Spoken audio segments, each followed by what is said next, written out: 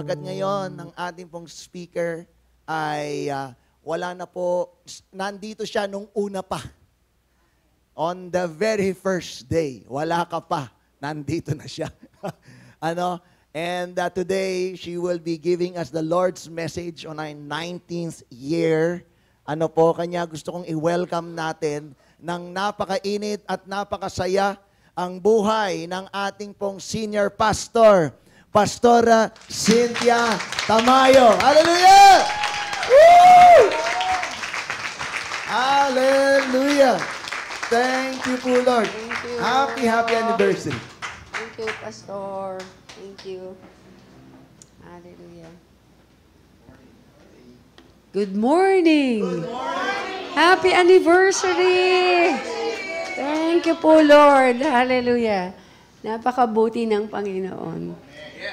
Natutuwa po akong nakita-kita tayo lahat at para tayo nag-usap-usap, puro tayo nakaberde. Happy birthday. Yung pala yun, ano? Happy birthday. Okay. Tuwing mayroong ganitong okasyon, ang saya ng mga tao. Pero totoo ang sinabi ni Pastor, every day is unique. Hindi nag-uulit ang Lord. Nothing comes out of a mold. Tama? Yeah. Bakit? Laging dahil nandito ka, may bagong ginagawa ang Lord. Shall we pray? Lord God, maraming salamat po. Napakabuti po ninyo. Tapat po kayo. Tapat po kayo. Mula po umpisa. Kasi kayo po ang umpisa. Lord, we acknowledge you as the Alpha and the Omega. We thank you, O Lord God, for causing our lives na magkasama-sama, magkakilala-kilala.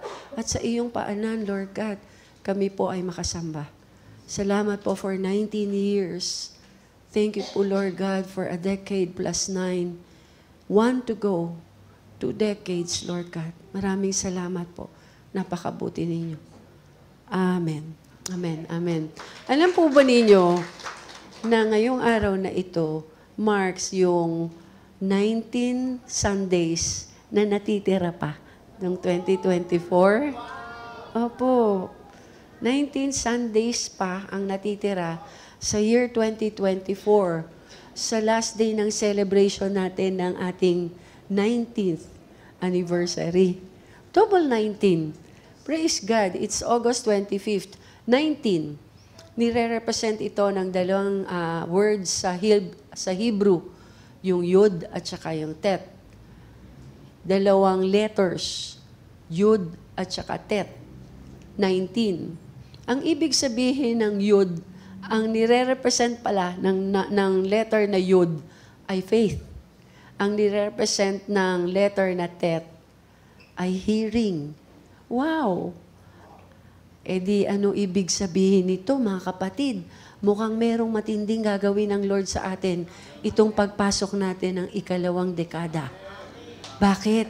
Kasi inihahanda tayo, nakakailanganin daw natin ang matinding faith at matinding pakikinig sa ating Panginoon. So makinig tayong mabuti sa ating Panginoon sa umagang ito.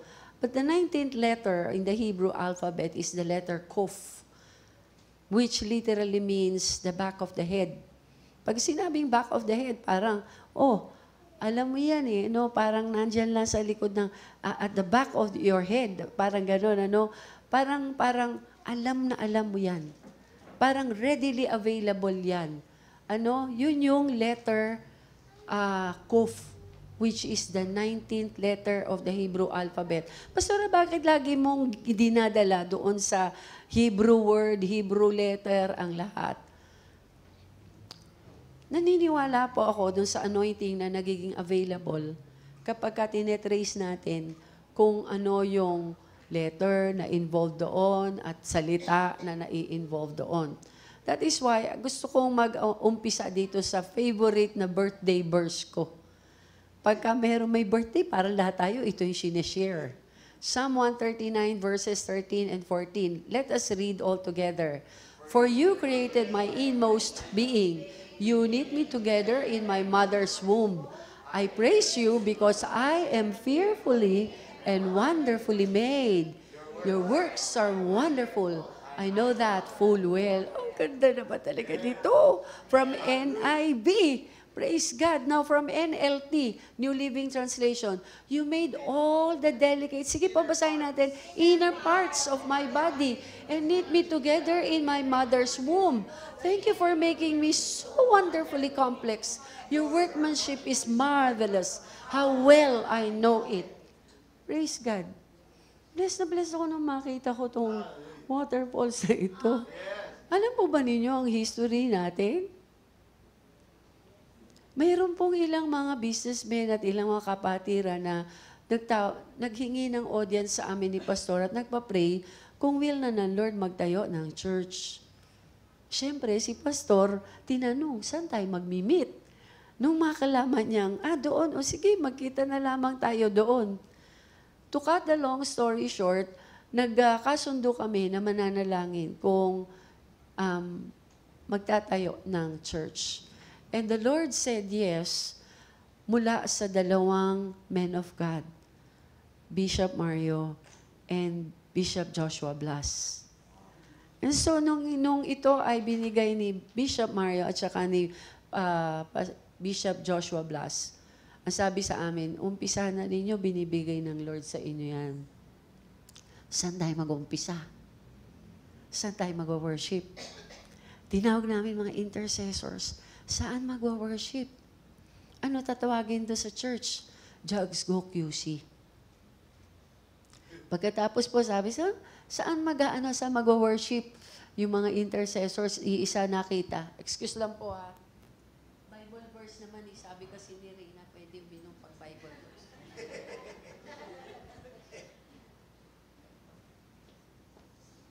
Thank you. Biglang pinakita waterfalls. Yun ang pinakita, waterfalls. Tapos parang nalalo kami nahiwagaan eh. Hala ko ba, tutugon po kayo, may direksyon na kami. Kaso lang, napaisip pa kami lalo. Hanggang sa biglang sinabi nung isang kapatiran, yung bahay namin may waterfalls. Yung garden namin may waterfalls doon, may doon, tsaka doon, tsaka doon. Baka doon muna tayo mag-worship. So doon tayo nag-umpisa. Nagbo-blow ng shofar at pagkatapos, yun yung birthing ng Jugs Go QC. And, ang ganda nung ating umpisa, no? Kaya nagulat ako na, oh wow, parang nagre-rebinis tuloy ako kanina na, wow, merong overflowing dito na hindi yan stagnant eh. Umaagos yan kanina eh. Praise God. So sa New Living Translation, you made all the delicate inner parts of my body and knit me together in my mother's womb. Thank you for making me so wonderfully complex. Ang ganda talaga dito. NLT. Your workmanship is marvelous. Tingnan mo yung kapatid, yung katabi mo. Sabi mo, you look marvelous. Wow. Dapat alam mo yun. Noong binirth ang Jugs Go QC, ganito ang pagkalikha ng Lord sa church natin. Wow! Hallelujah! Inisa-isa ng Lord na yung bawat bahagi, bawat substance, bawat hibla na bubuo sa Jugs Go. Yung pinakamainam, making Jugs Go QC wonderfully complex. Oh! Sabi ko, Lord, ang gara naman po ng inyong panganak sa QC.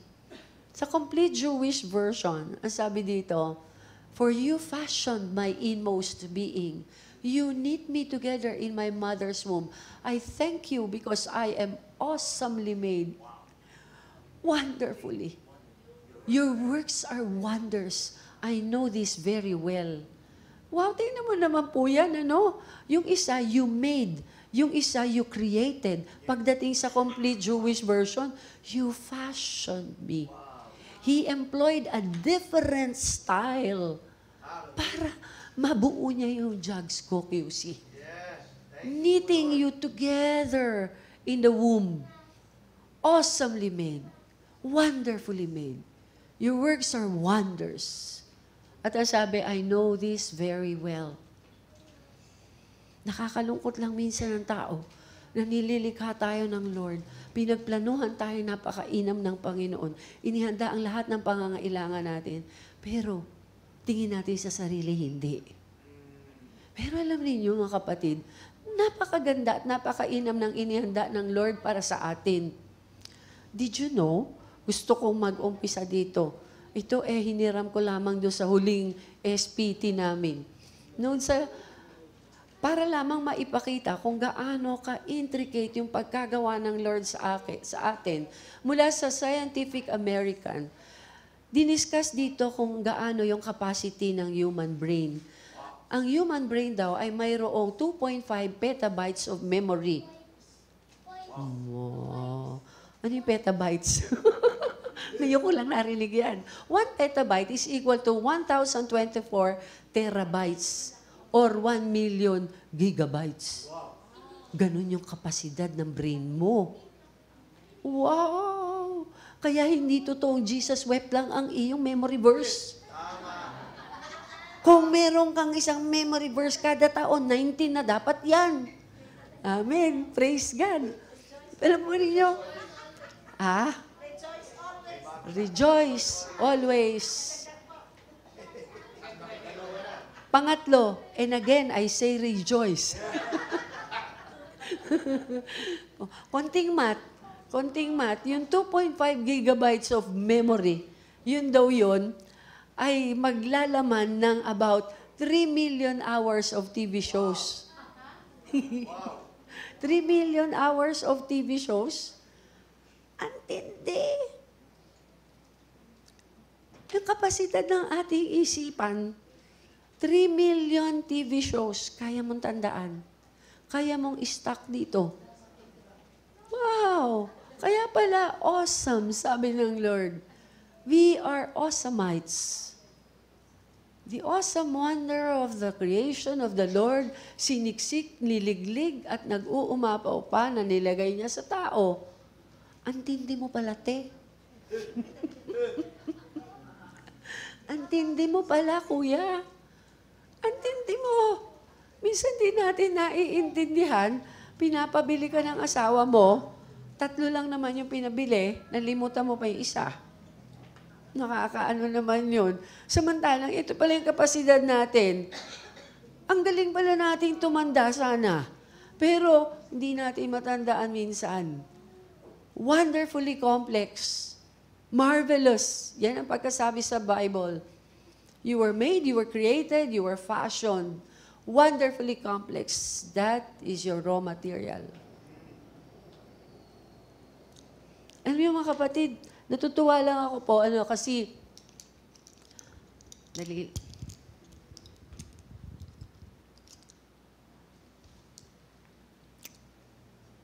thank you po, Lord.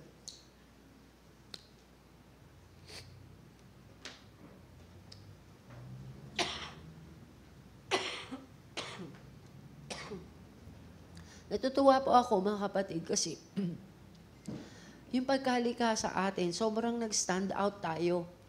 Kaya church, kailangan mag-stand out din tayo. Bakit kailangan ganito design natin? Bakit kailangan pag-ubusan ng Lord ng ganito? Ang pagkalikha niya sa atin. Kasi ito yung sagot, you'll be needing it to live in the overflow. You'll be needing it. You'll be needing it for the next year, for this year. You'll be needing it for the second decade. You'll be needing it for the last days. You'll be needing it in the life now. You'll be needing it in the next. You'll be needing it for the millennium. You'll be needing it here and now and next. Wow! Ang tindi ng ng Lord, ng pagka-invest ng Lord, ano? Kaya pala kailangan natin ng yud at kailangan din natin ng hearing. Ngayon, imagine mo na ngayon, naku po, ano kayang klaseng miracles ang inihahanda ng Lord sa atin? Kasi bakit? Bakit pinapaunawa ng Lord sa atin na kailangan ganyan eh? Kasi meron kang pupuntahan na antindi-tindi. Wow. Amen. Natutuwa ako nung minsan yung mga bata doon sa mga anak ng mga pastor, binigyan ko ng mga crayons, binigyan ko ng mga papel. Pagkatapos sabi ko, mag-draw kayo. What do you want us to draw, Mami Cha? Sabi ko, my portrait, of course. And then sila naman, ganyan. Ganyan. Paglabas ng portrait, 1/4 na coupon band, tagi-tagisa sila. Paglabas ng portrait, hindi ko masyadong nagustuhan. Kasi yung buhok. Tapos sabi ko, okay, why is my hair like that? Sabi nung isa, nag-uusap sila. No, Mommy Cha's hair is not actually curly. She's just not combing her hair.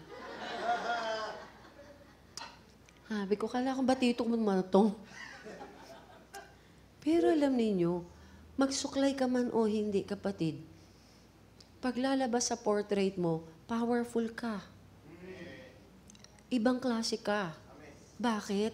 Hindi ka pa pwedeng ismol-ismolin. Bakit? Sinabi ng Lord eh. Sinabi ng Lord. And you'll be needing that design para doon sa ngayon, bukas, at sa next. Sabi doon sa Ephesians 2:10, New Living Translation, for we are God's masterpiece. He has created us anew in Christ Jesus, so we can do the good things He planned for us long ago. Nakita mo po ba yun? So we can do the things He planned for us long ago. Kailangang mapalabas niyang obra maestra ka.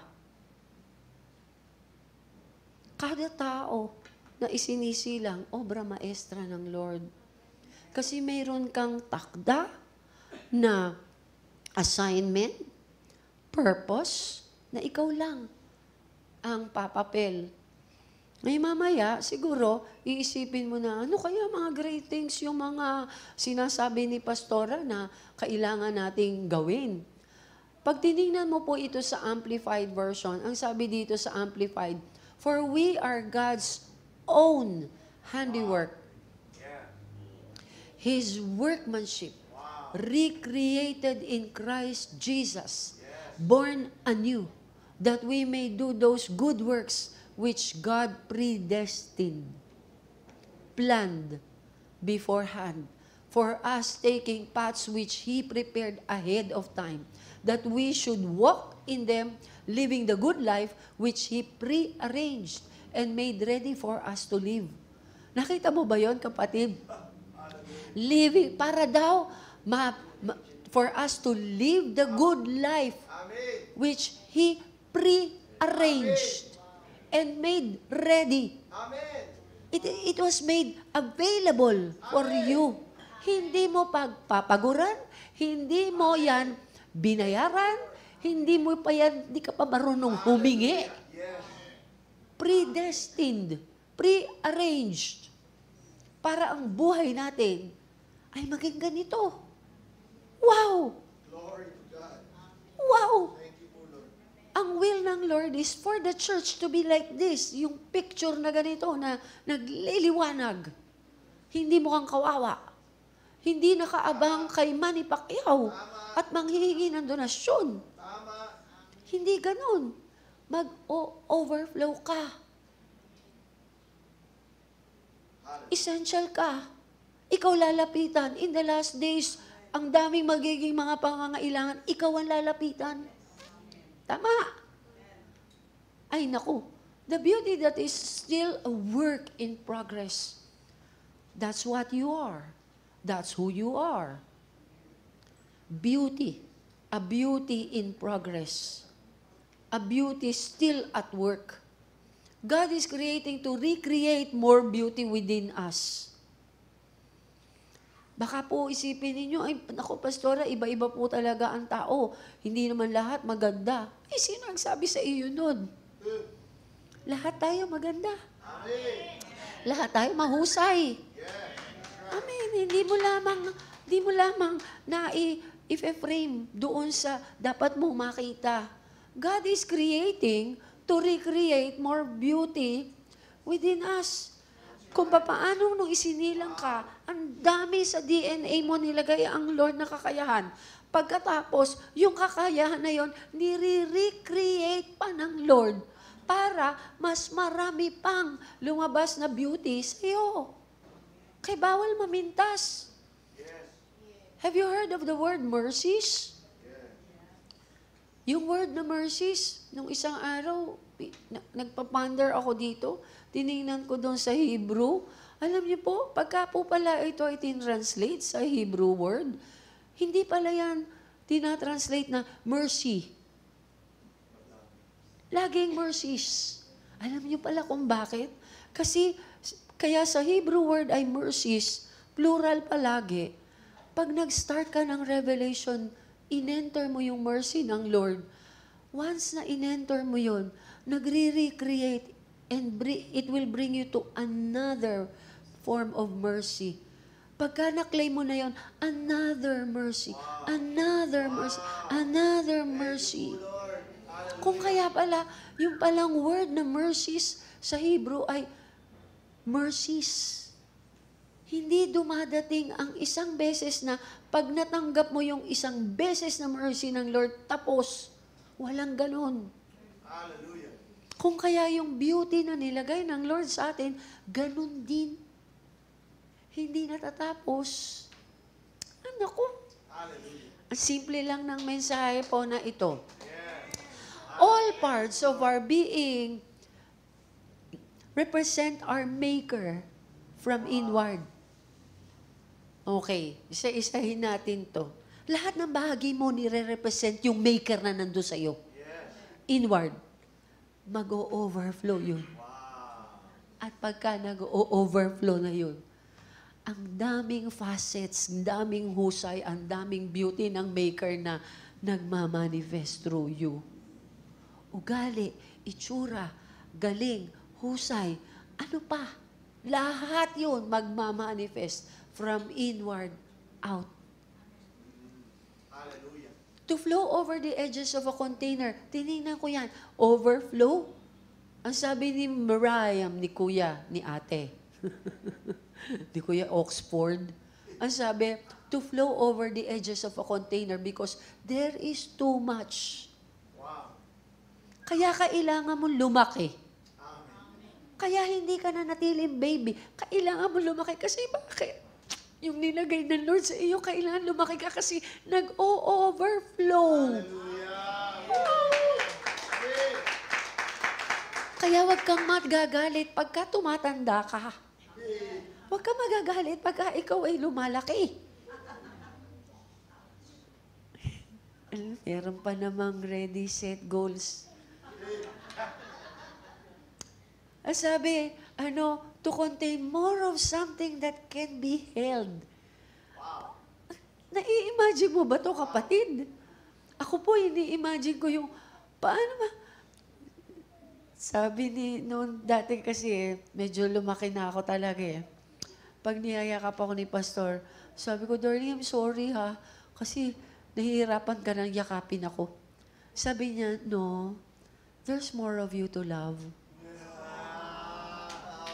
Ayaw tuloy. Pasok. Sabi ko tuloy, kaya pala, tayo, ang daming nilagay ng Lord sa atin, yung minsang inilagay, nagmumultiply, nagre-recreate, minamanifest nito yung Maker na naglagay nito dito sa atin, at pag mamanifest niya, hindi kakayanin nung katawan mo. Hindi kakayanin ng mata mo. Hindi kakayanin ng lahat tungkol sa'yo. Kaya kailangan i-manifest. I-represent. Nakukuha mo sana to, kapatid. Simple lang naman yan. My cup overflows. Hindi mo mako-contain. Hindi mo mako-contain. My cup overflows. Nag-uumapaw. Dumanas man ikaw ng kalungkutan ngayon, mas matindi naman yung saya na nilalagay ng Lord. Hallelujah. Dahil nag-uumapaw siya, masasapawan na niya yung kalungkutan. Mayroon ka mang mga pagkukulang, mayroon ka mang lack sa buhay, mag-uumapaw. Bakit? Hindi naman i-reinvent ng Lord ang kanyang sarili sa iyo. Minsan lang na sinabi niyang, let us make man in our image and likeness. Nagmamanifest na. Hanggang ngayon. Kaya mabuti ka eh. Kaya marunong kang tumulong. Kaya meron kang mabuting kalooban. Kaya mahusay ka. Wow! Saan mo nakuha yun? Kay Henry C? Hindi po. Nakuha mo yun sa tatay mo. Without understanding this concept, we cannot understand the movement dynamic that God is carrying us through. There is a movement dynamic within us na yung bawat cell, okay, sige, gusto niyo ba intracellular level pa? Na bawat cell merong mitochondria, na bawat powerhouse, ang tindi, may kapasidad na mag-multiply at mag-multiply at mag-multiply. Wow. Ang tindi ng pagkalika ng Lord sa tao. Amen. Kaya ang tindi ng design ng Lord sa church. Yes. Kasi ilan tayo dito na ganun katindi. Kaya kailangan lumaki ang church. Kaya kailangan lumabas ang church. Kaya kailangan magdalawang dekada ang church. Kaya kailangan mag-branch out. Kaya kailangan mag-mission. Bakit? Hindi mo talaga mako-contain. Kailangan mong ibahagi. Kailangan mong ipasa. Next week, papunta po ako ng Tacloban. Ay, hindi pala next week, next month. Papunta ako ng Tacloban. Imimit ko po yung mga estudyante natin na mag-uumpisa na ulit ang second module next week. Pag nag-close sila, nandun ako 5 days hanggang Cebu. Bakit? Pinapapunta na tayo ng Lord dun eh. Kailan tayo maghahanda? Next time? Pag pinagsama-sama yung mayroong katulad nung nasa sayo, naku kapatid, ang powerful nun. Ang powerful nun. Nabibless lang ako na, sabi ko nga, wala naman sa ating academician. Pero nung huling meeting namin doon sa VMTC, ang husay naman nung aking mga kasama sa team. Ang ganda ng aming working relationship. Ang ganda ng calendar na naipresent. Praise God. Everything is doable. Why? Hindi ka pa pinapanganak. Nandun na yung kailangan mo. We don't just exist. That's the truth. Hindi ka happenstance. Hindi ka afterthought. That's right. Hindi ka, sige na nga, pangalanan natin siyang, hindi ka ganun.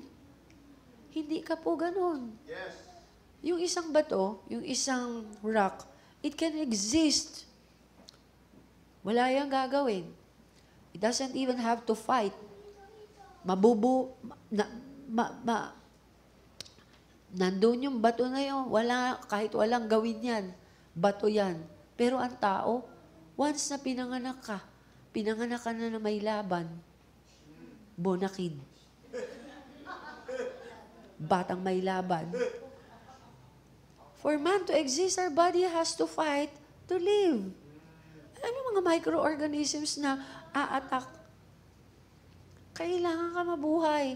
Sino turo doon sa baby na, lumaban ka, palabasin mo yung antibodies mo, ilabas mo tong ito, lalakas ang resistensya mo, palakasin mo yung resistensya mo, i-push mo itong to, pindutin mo to para pawisan.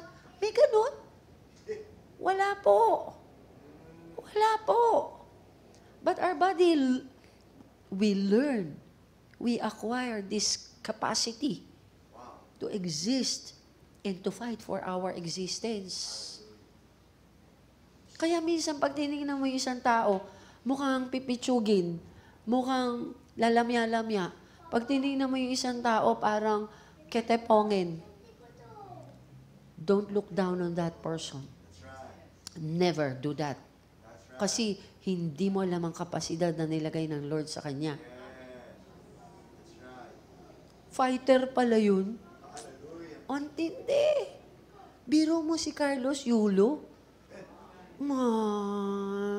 Pinanood ko yung... Ngayon, wala ng mga bata, pinapayagan. Nung araw, sasabihin ng magulang, "Huwag ka malikot, tumbling ka ng tumbling." Ngayon, "Anak, sige, tumbling ka. Sige, hanggat di nababasag uto." Ngayon, medyo kakaiba na, ano? Pero alam ni Carlos Yulo yung katawan niya. Alam natin. Alam ng Lord. Nilagay niya sa atin yun. Praise God. May gold tayo dun. Rejoice always. Pray without ceasing. Ayan na nga. Rejoice always. Pray without ceasing. Ba't nilalagay yan sa Bible? Bakit always? Bakit without ceasing? Kasi hindi mo makocontain yung patuloy na nagre-recreate sa'yo. Kasi hindi mo makocontain yun kasi patuloy yung laban at patuloy na nagbibigay ng victory yun sa iyo at patuloy at patuloy at patuloy at patuloy na nag-create ng glory sa pangalan ng Lord. Sana makuha mo to, kapatid, ha? The ability to fight and win is in your blood. Amen. Kaya wag kang nguy-nguy. Wag kang iyak. Kumawa naman ako. Ba't sila dali ng buhay? Bakit ako? Stop saying things like that to yourself. That's right. Stop doing that. Stop punishing yourself. Bakit? May ability ka to fight. That's right. Si Tova, ang liit-liit pa. Naghikab. Tapag hikab na gano'n. Sabi ng papa niya, Heidelin Diaz. Sabi, tatay na to. Heidelin na gano'n. Heidelin na. Ngayon, hindi na, no? Praise God, ano? Meron kang winner blood sa iyo. Amen. Wow! Amen. Antindi mo. Nasa sa iyong sarili, nasa sa iyong pagkalikha, yung winner. Amen. Spiritual movement is built in us, and that kind of movement will bring you not only trophies and medals, it will bring you glory. We are connected into an inheritance. What inheritance is that?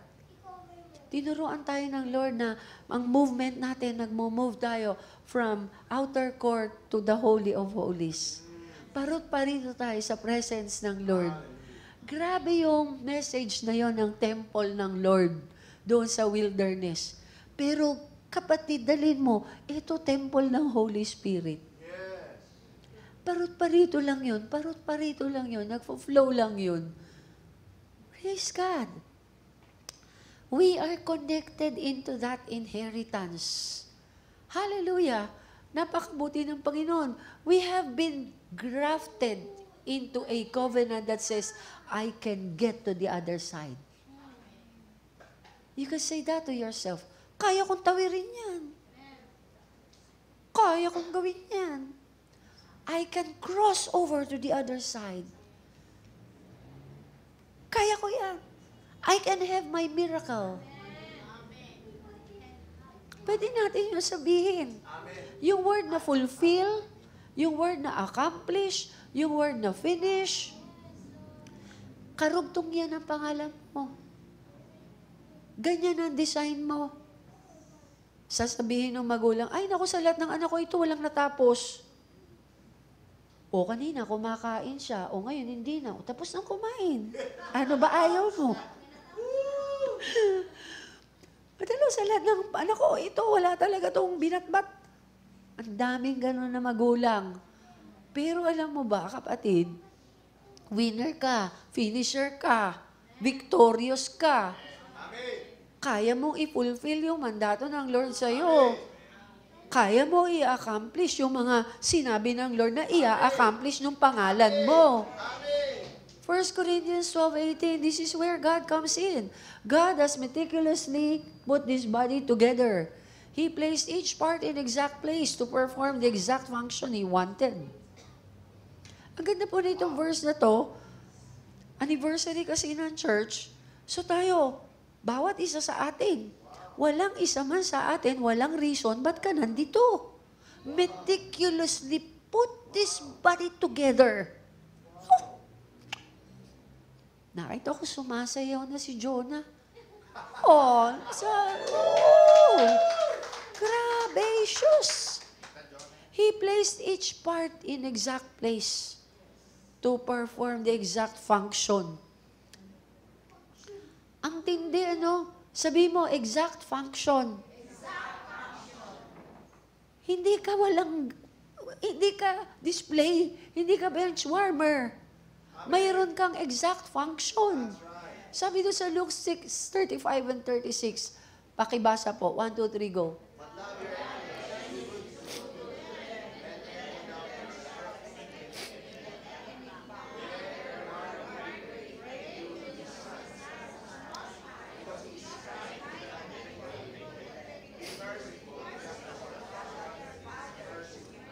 O sige, ganito lang kasimple. Tingnan po natin yung mga pinapagawa ng Lord sa atin. Pastor, akala ko pa naman, magtatayo kayo ng church na ganito. Magtatayo kayo ng school, maglalagay kayo. Akala ko ba ganito? Umpisa natin dito, oh. Ano yung mga pinapagawa sa atin ng Lord? It started with a but. Pero, yun. Love your enemies. Hindi ko talaga mapapatawa niya, Pastora. Hindi ko malilimutan yung ginawa niya sa akin. Pastora, mag-aabot pantay ang pako. Hindi ko talaga mapapatawad yan. Ang dami nating ganun. Pero sabi, but love your enemies. Do good to them. Hindi pa natapos yung mahalin mo. Do good to them. Ipagluto mo. Lend to them without expecting to get anything back. Madaling magpahiram pagkaibigan. Pero pagkaaway, wala. Kumakatok pa lang. Wala ako. Nag-chat. Umaga pa. Hapon na. Sin lang. Hindi man lang sinagot. Then your reward will be great. Ayan. Your reward will be great. Alam mo kasi, pagka ginawa natin yung but love your enemies, mayroong reward.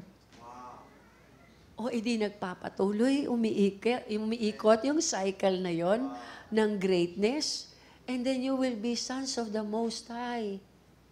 Narinig mo ba yon, kapatid? You will be sons of the Most High because He is kind to the ungrateful and wicked. Mga kapatid, ako po nakakaranas din naman ako nung merong ayaw sa akin. Nakakaranas din naman ako ng mga kapitbahay na medyo hindi natin nakakabagang. Nung araw sa Elwood, komo po talagang, basically, rural area po yun sa amin talaga eh. Ihahagis pa doon sa amin yung paputok parang 2 weeks pa bago mag-New Year, ihahagis pa doon sa bakod namin yung paputok. Talagang gulantang ako na gano'n. Pag gulantang ko na gano'n, talagang labas ako ng tarangkahan namin. Paglabas sa tarangkahan namin, kitang-kita ko sino yung papaputok. Naghagis. Ang ginawa ko, nilapitan ko. Pinitsarahan ko dito. Ay ka ba nagpitsir? Ginanyan ko na sa akin. Pag ganyan ko sa akin, nakakagulat ka. Tapos biglang nagising ako.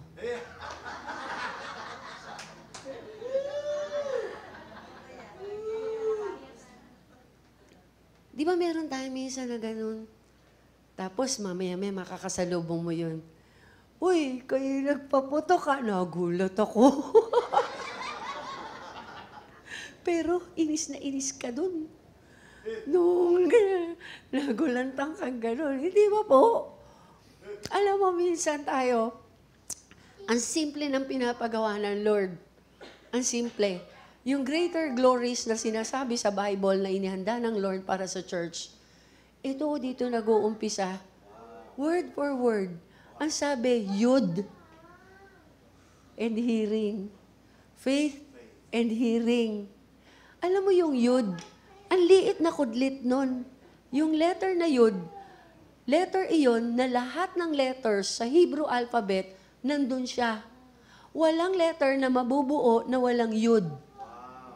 Therefore, kung yud ang sinasabi ng Lord na kailangan natin para ma-build up ang ating faith, wala rin mabubuong salita kung wala yung yud. At dahil bawat salita na naririnig at naririnig natin, ang magpo-form ng faith sa atin, kapatid, kunin mo to. Walang maliit na sinabi ang Lord na babaliwalain natin. Amen. That's right. Amen? Gagawin natin yun. Gagawin natin yun. Just as your Father is merciful, be merciful. Ayun no? Tingnan po natin ito, 37 to 38. Do not judge. Ayan. You will not be judged. Do not judge. That's right. Next page po. Nilaktawan. Minsan ganun tayo. Do not condemn. And you will not be condemned. Forgive. You will be forgiven. Bakit ganito tong verses na ito? May pinapagawa sa iyo, sinasabi kung ano magiging effect para ma-entice tayo, kapatid, na gawin natin yun. Wala tayong pwedeng gawin na walang faith na makaka-honor sa Lord. Wala.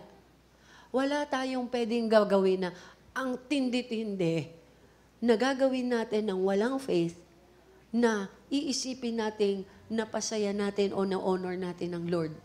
Wala. Kakailanganin natin ng faith. That is why, on our 19th year, kailangan natin yung yud. Amen. At yung tet. Faith and hearing. Pakinggan lang natin ito. Wala naman sinabi ang Lord na sasabihin natin, next page please. Wala Give. Ito, basahin natin. 1, 2, 3, go. Verse 38.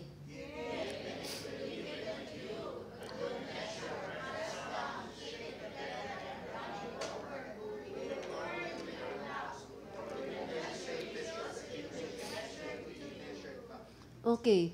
Mga kapatid, sino nakaka-memorize niyan? Paano daw tayo magbibigay? Ito po ay hindi lamang sa pera na nilalagay mo sa sobre, ha? Paano ka magbigay ng compliment? Paano ka magbigay ng oras? Paano ka magbigay ng pagmamahal? Paano ka magbigay ng pakikinig? Etc., etc. Paano daw? How will you give? Ano daw?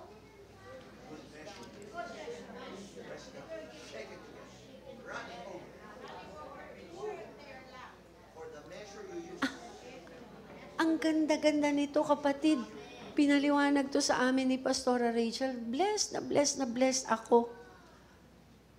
Ito daw yung tamang pagbibigay. Given, it will be given to you. A good measure. Pag ikaw nagkaloob, whether you like it or not, it will be given to you. Okay? So, period. Number 2, good measure. Ano yung good measure? Tayo kadalasan na sinasabi natin, press down, shaken together, running over. Nalilimutan natin yung good measure. Paano yung good measure?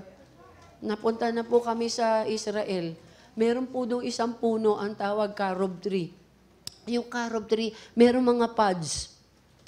Pag tinuklap mo yung pods na yon, pag kinuha mo yung mga beans doon sa loob, bibilangin mo yon 70 halimbawa. Yung 70 na yon, kuha ka pa ng iba pang pods, bilang ka 70. Kada ganon, kada 70 itumpok mo. Anuhin mo po yun? Timbangin mo po yun. Pare-pareho yun ng timbang. Magtimbang ka na, magbilang ka 100 nun. Magbilang ka 100, yun, magbuklat ka ng pods. Kaya ginagamit nila yun sa kanilang mga timbangan sa tindahan. Doon sa mga tumpok-tumpok. Alam mo yung good measure? Kasi yung agricultural setting ng Israel, ito talaga yung tinuturo ng Lord sa kanila dito Good measure. What is a good measure? Walang daya, eksakto. Kung paano sila, tinuruan sila na, okay, 70 beans, bilangin mo, sige. Kahit pa ulit-ulitin, kami po sumubok Nagtuklap kami ni Pastor nung karob. Pagkatapos, grabe, ang tindi. Pare-pareho ang timbang. Basta binila mo 80, Lahat ng 80, bilangin mo, pare-parehong timbang. Hindi ko yun kaya i-explain. Pero ang creation ng Lord, sumusunod doon sa disenyo ng Lord, dahil sinabi ng Lord, you shall come out in good measure. Wow! So lahat ng nilikha ng Lord, may good measure na. Nakakuha mo ba to, kapatid? Eto ngayon, good measure. Kaya pagka daw mayroong nagtitinda, yung good measure na yon, meron na kaagad yan na isang box. Mas maliit na box, pinakamaliit na box. Pag tinanong, ano bibili mo? Ito, dun ilalagay yung kanya. Pagkatapos yun, kukunin yung iyong sisidlan, isasalin doon. Wala silang pag-uusapan dahil alam niya kung magkano yung isang gano'n na box. Good measure yun. Eto ngayon, the good measure na. Press down. Balik tayo, balik. Good measure. Alin bibili mo? Ito. Yun na kinuha, nilagay na doon. PPPE niya ngayon yun. PPPE niya ngayon. Pag pinipi niya yun na ganun ngayon, yun yung good measure, press down. Pagkatapos nun, isa-shake.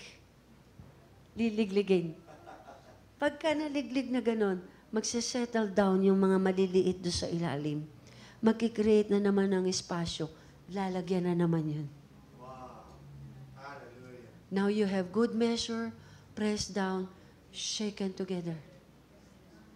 So, nandun na. Pagkatapos nun, lalagyan uli. Nagkakalaglag na. Nagkakalaglag na. Yung nagkakalaglag na sasalo ng bilao na pinagpatungan niya. Yun nga yung good measure, pressed down, shaken together, running over, ilalagay sa kanya. At lahat nung naiwan doon sa bilao, ilalagay sa kanya. Yun yung tatanggapin niya. Pero it started with give.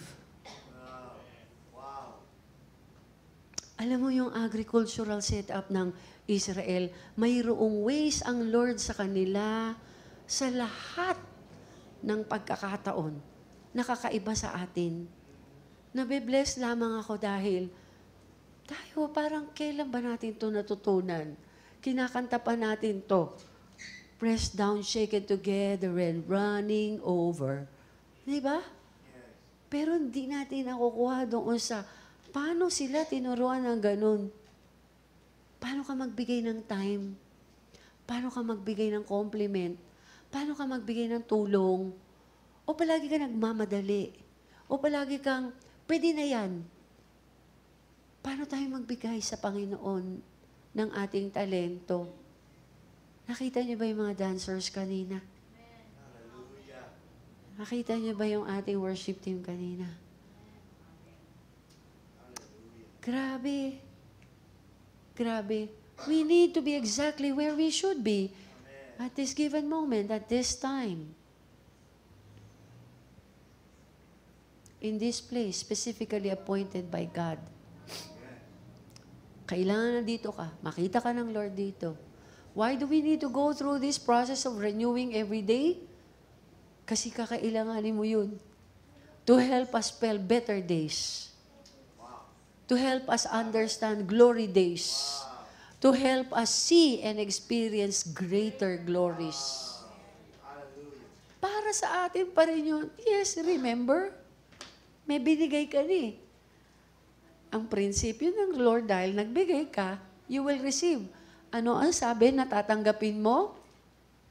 Good measure. Boom. Press down. Shake it together. Running over. Yung lahat ng yun, ibigay sa'yo. At yung nandito pa. Alam mo, bakit daw ibinibigay yung nandito? Sasabihin ng tindera, akin na yung ano mo, yung cloak mo, igaganon. Yung nandito sa bilao, ilalagay doon.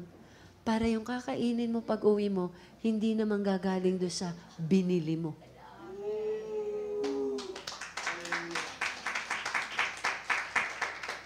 Greater glories.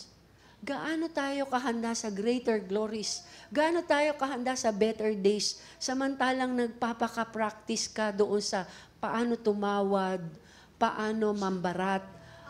Pinagpa-practicean natin yung pili lang, ate, kuya.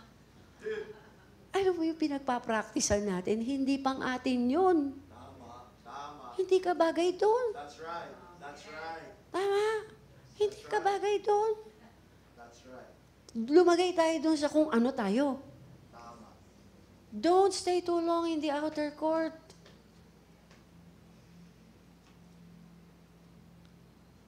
Kasi itong temple na to, we are learning, we are continually learning. Ano yung gusto ng Lord, maintindihan natin paano tayo makikipag-relate sa Kanya. Kasi sa temple siya nakikipag-meet eh. Kailangan matutunan natin paraan ng Lord. Kung di natin pag-aaralan yung paraan ng Lord, nandun lang tayo lagi sa outer court, kapatid, mamimiss mo yung greater glories. Mamimiss mo yung 19 ka na eh. Ang tindi na gagawin ng Lord sa'yo. We are being transformed with ever-increasing glory which comes from the Lord. Amen. Sabi mo, ever-increasing glory. Hindi kapatid. Amen. Ever-increasing. Dagdag na dagdag. Kapal ng kapal. Ay naku, kapatid. Upgrades will be available for you. Sabi ni Pastora Meg nung nagturo siya sa endless, unli ang upgrades. Wow! Gusto natin lagi latest yung ating cellphone. Gusto natin lagi latest yung ating mga gadgets. I-upgrade natin yung ating yud at yung ating tet. Kasi bakit? Yun ang kakailanganin natin para yung templo masaya na nire-receive ng Lord lahat ng nilalagay natin offering sa Kanya. Wow. Tanong, nasan tayo? Where are you? Nasa probinsya ako nung isang araw. May kinakaunselan po ako. May nag-drive para sa akin. Layo po nung aking pinuntahan. Para lang harapin yung isang problema na, sabi ko nga, nandun ako eh. Sabi ko sa kanya, where are you? Nangiti. Sabi, kakamot-kamot. Hindi niya naintindihan. Bakit ko siya tinatanong, where are you? Sabi ko, alam mo ba mayroong isang babae at isang lalaking nakaranas ng pinakamainam na pwesto? Kasi wala silang nalaman o nakilala o naranasan na problema sa buhay ever since. Si Eva at si Adan. Pero isang araw nawala sila. May iba silang pinili. After that day, hindi sila sinumbatan ng Lord. Hindi siya Adan, bakit naman ano? Uy, Eva, ano ka ba naman? Walang ganun. There was only one question that was posted. Where are you? Yun ang tatanungin ng Lord. Nasaan ka?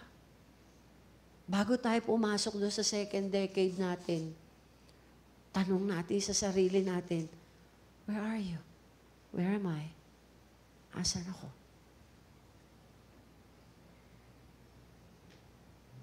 Nung minsan, tinanong ko yung sarili ko dito nung inaaral ko tong mensaheng to. Sabi ko, Lord, pwede po bang pasilip lang ng mukha nyo? Sabi ko, Lord, pwede po bang pasilip lang po ng mukha nyo? Gusto ko malaman kung natutuwa po kayo sa akin or hindi. Gusto ko lang po malaman kung napiplease po kayo sa ginagawa ko or hindi. Alam mo yung kahit na meron kang ginagawa para sa Lord, gusto mo talaga masigurado na pag nakita mo yung mukha ng Lord, alam mo, napiplease mo siya. Yun lang talaga eh. Yun lang talaga. Di ba kung magpatulong doon sa ating worship team sa ating sino ba yung pwedeng tumugtog? Meron akong song na ni-request nasabi ni Luta ang luma na daw. Manda ka sa akin mamaya. Okay, tanong, where are you? Sabi ko, Lord, nasa na nga po ba ako? Nasa na nga po ba ang church ngayon? Alam mo, aalamin natin Gugustuhin mong makita ang mata ng Lord. Gugustuhin mong makita yung heart ng Lord. You would want to see kung ano ang estado mo sa Lord.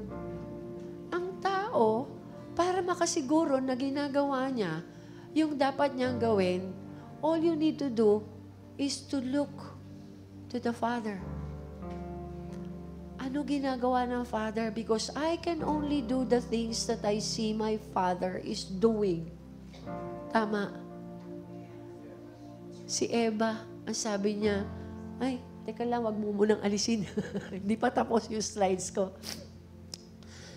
Ang sabi ni Eva, kasi itong lalaking binigay niyo po sa akin kasi po, ano po siya Ganun ang sabi ni Eva. Sabi naman ni Adan, kasi itong ang dami ng sisihan. Ang daming sisihan. Sinisisi ni Adan, si Eva, sinisisi ni Eva, si Adan, sinisisi ni Eva, si serpent. Sisihan. Cycle. Bakit? Hindi siya marunong sumagot. Nung tinanong siya, nasan ka? Dapat ang hinanap niya ang Father. Kasi pag nakita mo ang Father, alam mo, hindi pala yun yung gusto ng Aba. Hindi yun ang gagawin ko. Hindi yun ang gagawin ko. You need to see what the Father is doing. You need to see into His eye. You need to see into His heart. If you're ready to reflect the greater glories in the next, we need to learn and relearn. We need to recreate what God has created deep within us. Babalik tayo doon sa ang gusto mo makita mo yung eyes. Gusto mo makita yung heart. Greatest gems gets the best grinding. Huwag tayong umangal if we get the grindings. Why? You're the best.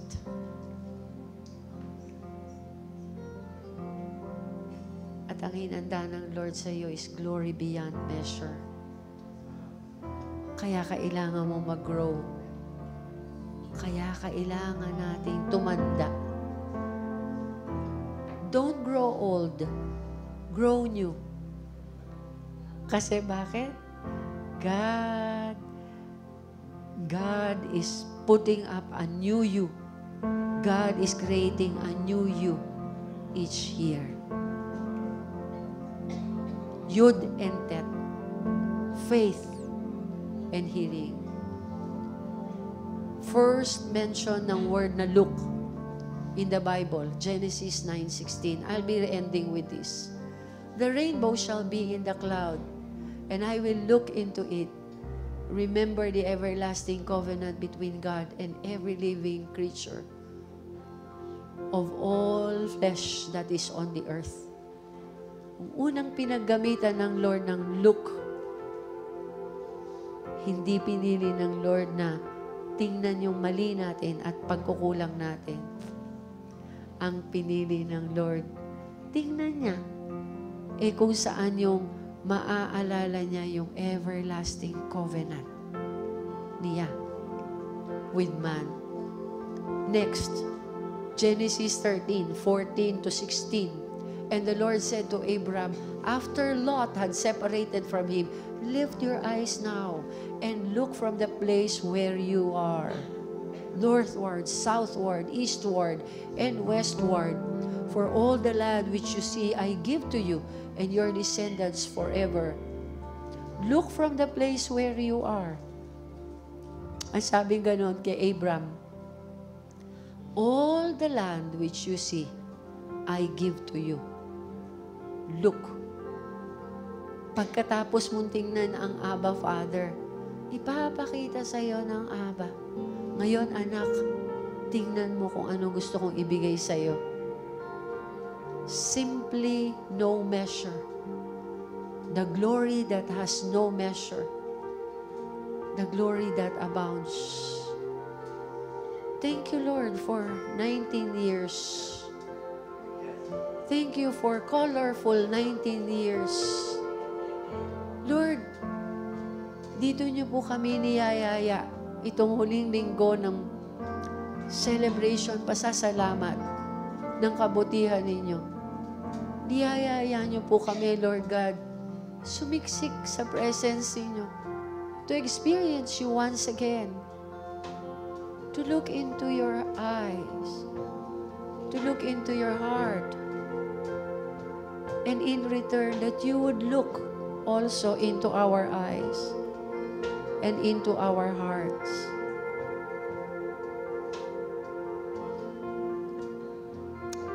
There is a song. Pwede na natin ilipat na sa song. Tingnan po ninyo itong song na to.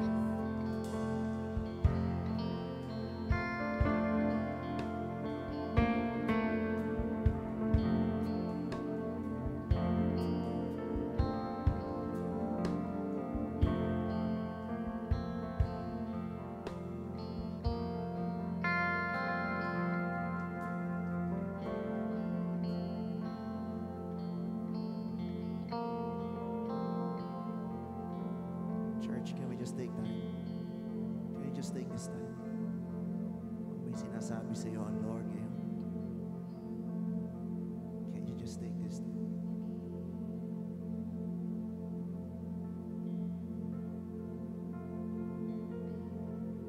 Declaring that the Yod and Tet will be stronger this season than ever before.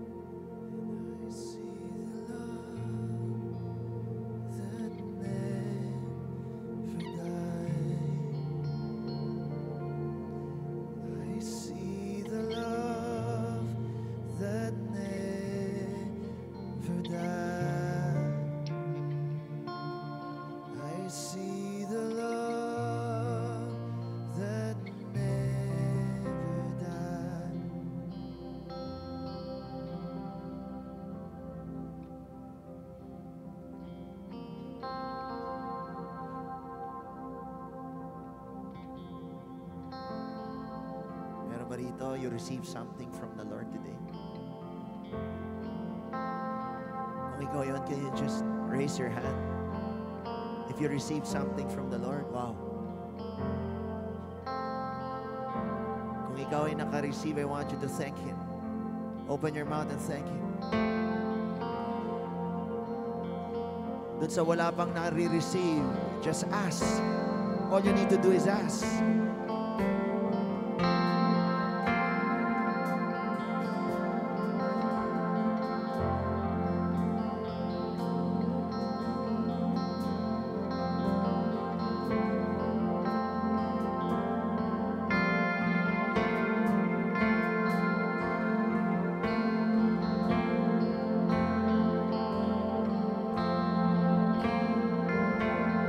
Lord, marami pong salamat sa iyong salita. Maging buhay po itong salita na ito ngayon sa aming buhay. Lord God, hindi mananatili na ang iyong salita ay magiging void or stagnant. Lord, let it be planted on good soil. For you have created in us glory bodies that is in us, Panginoon, for greater glories that we cannot contain. Let there be an overflow, Lord God, right now. Something we cannot contain na hindi mananatili dito sa loob ng kwarto na ito, Panginoon. But it will go out in the mighty name of Jesus.